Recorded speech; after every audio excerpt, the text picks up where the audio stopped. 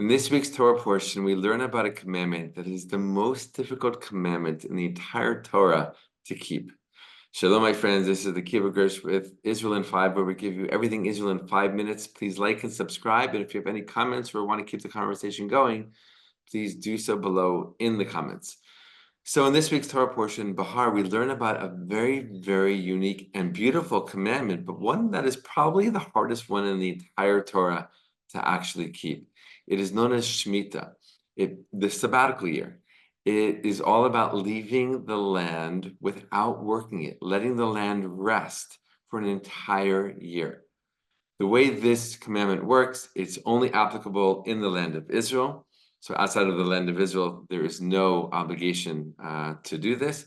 Only on the land of Israel, in the land of Israel, every 7 years for an entire year, the 7th year, you let the land rest. You don't work the land. Right? There's a 7-year cycle in Judaism that gets counted. It's not just, the 7th year from when you bought a piece of land or started working a piece of land. Everyone lets their land rest at the same time at the 7th year from the beginning of the count thousands of years ago.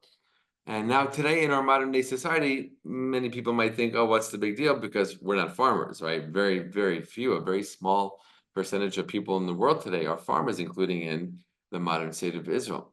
But in ancient times, thousands of years ago, almost everybody was a farmer. Like that's what they did. There weren't that many professions. So to stop working your land, which meant stop growing food, that's a big deal. Where's your food going to come from? Back then, there were not supermarkets or corner stores or convenience stores. The food you ate is the food you grew. So to be told to stop working your field, not just for a day, not for a week or a month, an entire year, is a bit frightening, right? This mitzvah, this commandment is very much based on a deep level of faith.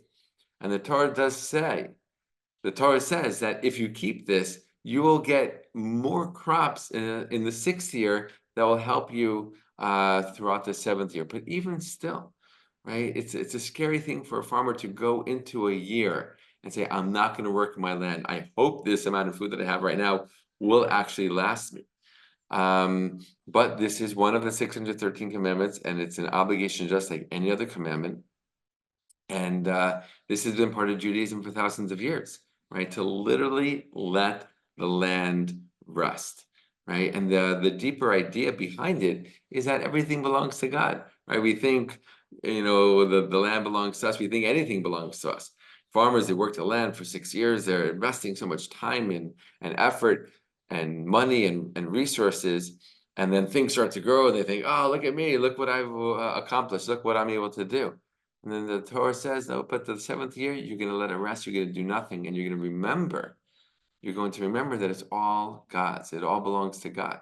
Never really belonged to you in the first place. And on top of that, another really beautiful idea of this Shmita year, of this sabbatical year of letting the land rest for an entire year, is to take a year off. Stop working.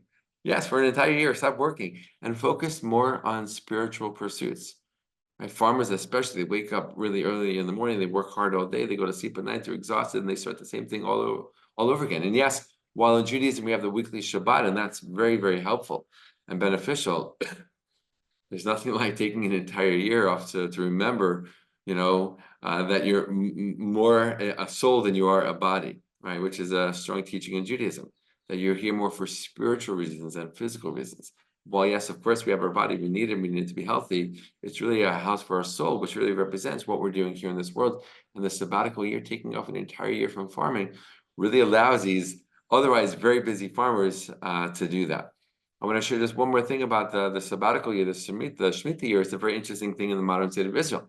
And when the Jews started coming back with the Zionist movement in the early 1880s, they were confronted with this mitzvah for the first time in their lives. And for the first time in 2,000 years, a large number of Jews were faced with this mitzvah. The Jews who lived in the land of Israel before the onset of the Zionist movement, they weren't farmers. They were living in the cities. They were living in urban environments, studying Torah all day. So they didn't have to really deal with this so much. The Jews who came back in the first waves of Zionism, they specifically were farmers. They wanted to farm. They wanted to work this land. They wanted to bring this land back to life. and they were confronted with this mitzvah, with this commandment, what to do. And many discussions and many debates ensued. But basically, there's different approaches until today. Right, for the past 100+ years, there've been different ideas, different approaches. Some Jews here in Israel today, they stopped working their land completely, just like in ancient times.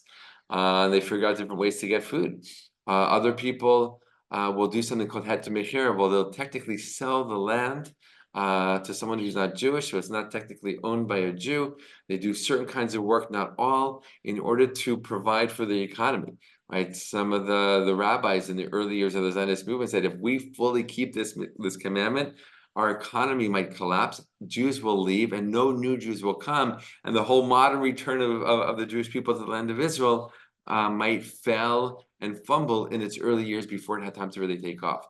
So those rabbis were really concerned about the bigger picture, the greater vision of the Jewish people returning, and they found Jewish legal ways to allow the land to be sold, some work to be done so that some food can still be provided. There are other unique, creative ways that people deal with this mitzvah, this commandment today. I won't go into all the details, but it does show us that this ancient commandment that we learned about in this week's Torah portion is still very much alive today, which is really the story of the Jewish people, right?